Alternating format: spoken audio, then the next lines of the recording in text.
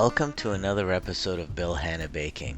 Today I'm going to show you how to make these soft and decadent cinnamon buns. Let's get started. Microwave a cup of warm milk for about 45 to 60 seconds. Then dissolve about 2 1/4 teaspoons of active dry yeast into the mixture. You'll see that I waited a couple of minutes before getting started just so that the yeast can bloom in the mixture. Then you're going to start adding your sugar, so approximately a half a cup of white sugar. Add a 1/3 cup of melted unsalted butter, 1 teaspoon of salt, and 2 eggs at a room temperature. Finally, you're going to add 4 1/2 cups or 540 grams of flour. Mix these ingredients together well. When you're confident that your flour has all become moist from all the other ingredients, you can lightly flour your work surface and start kneading your dough.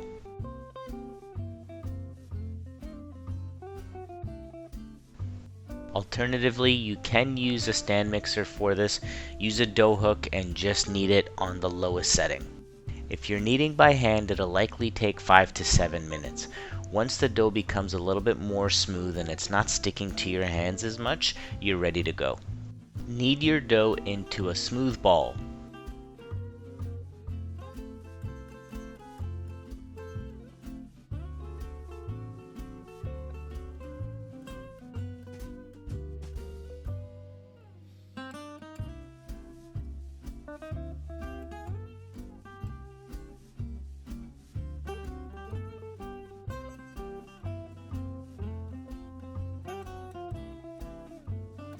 Spray a large bowl with cooking spray and just put your dough ball into there. Struggle with saran wrap like everyone else does and put a tight seal on the bowl.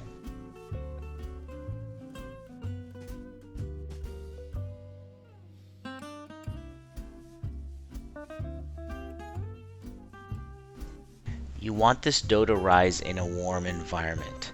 If your kitchen is not in a warm environment or it's a cold time of the year, you can turn your oven light and just put your bowl into the oven. Once you do that, allow your dough to rise for about an hour or so, but basically you want it to double in size. Roll out your dough on a lightly floured work surface. Use an oiled rolling pin to get your dough into a rectangle that's approximately 15 by 20 inches. You want the dough no thinner than approximately a 1/4 inch thick.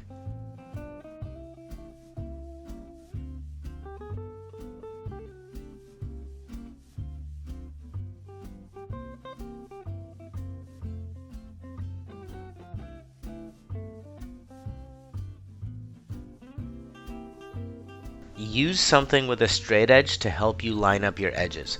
This will help you with the cutting and dividing process of the cinnamon buns later. Combine about 3/4 cups of brown sugar and about 2 1/2 tablespoons of ground cinnamon. Now that is an aggressive amount of cinnamon, so if you want to scale it back, you can go to 2 tablespoons or maybe even less if you're not a huge cinnamon fan. However, if you're not a cinnamon fan, your decision to make cinnamon buns is questionable. Next, start spreading your 1/3 cup unsalted softened butter.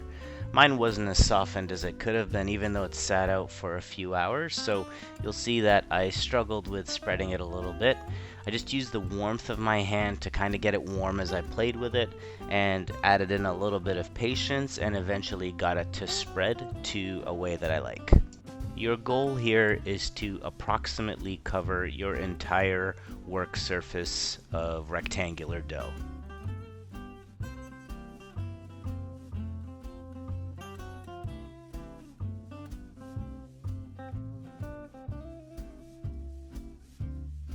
Next, you're going to evenly spread the cinnamon and sugar mixture across the buttered dough.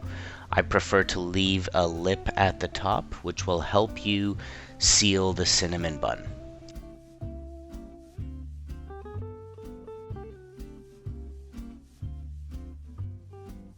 Now it's time to start rolling your cinnamon bun.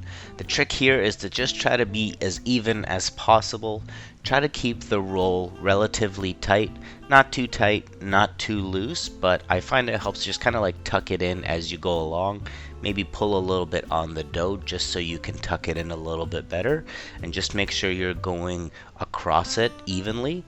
And as you roll it up, you'll eventually get to the end and you can seal it. If you decide you don't want to seal your cinnamon bun, that's okay too.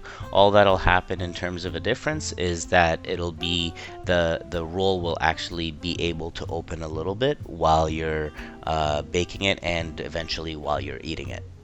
Once you're done rolling your cinnamon bun, try to pat in the edges if you see that there's some cinnamon bun dough sticking out. This just helps you get a more even cut when you divide out your cinnamon rolls without cutting off and wasting the excess pieces just to get an even edge. Now we're going to divide our cinnamon buns into 12 relatively equal parts. I personally just eyeball this because I don't care to make it perfectly equal, but if you want to, you can definitely use a ruler and separate it out equally. Prepare a 9x13 baking pan with parchment paper. You can use butter before you put the parchment paper down. That'll just help the parchment paper stick to the pan and make your life a little bit easier when you're handling the cinnamon buns. A trick to getting a really nice cut on the cinnamon buns is to use unflavored dental floss. It helps you cut the cinnamon bun without smushing the dough like you would if you were to use a knife. Get the floss underneath the cinnamon bun where you plan to make your first cut, and when you bring up the ends, just twist it one revolution so when you pull, it cuts cleanly. Get your cinnamon buns into the pan in a 4x3 grid and give them equal spacing in between. Now on to the second rise for the cinnamon buns. You will need to use saran wrap again, so struggle some more with the saran wrap. I use 2 pieces overlaying just so I can have excess to wrap around the pan, and then I spray the part that faces the cinnamon buns with some cooking oil. That'll help just make sure the dough doesn't stick to the saran wrap after the rise is done. Seal up the cinnamon buns again and put them in a warm place so they can rise.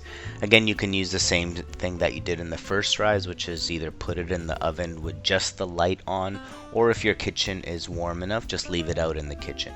You're looking for the cinnamon buns to not quite double in size, but you'll definitely see an increase in size.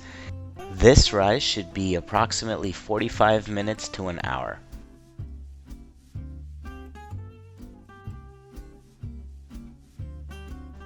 Time to get your oven going. Preheat your oven to 375 degrees Fahrenheit. Next we have an optional but definitely recommended step. Use about 3/4 cups of heavy whipping cream and pour it in the gaps between your cinnamon buns. What this does is it makes the cinnamon buns impossibly soft. It doesn't add a noticeable difference to the flavor, but it makes the texture just so soft. Get your cinnamon buns into the oven and set the timer for 25 minutes.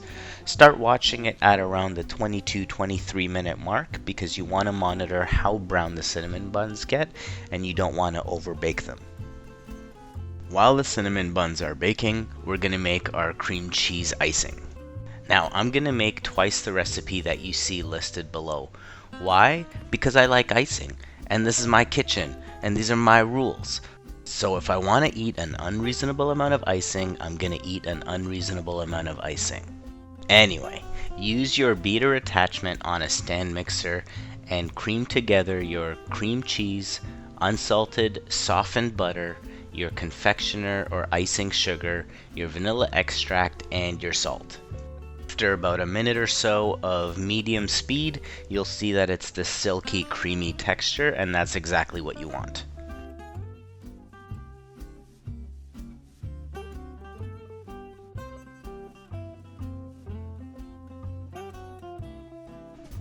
Once your cinnamon buns look something like this, they're done and they're ready to come out of the oven.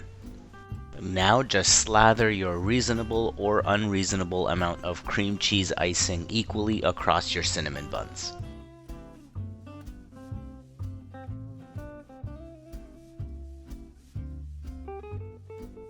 And there you have it, incredibly soft cinnamon buns and velvety cream cheese icing.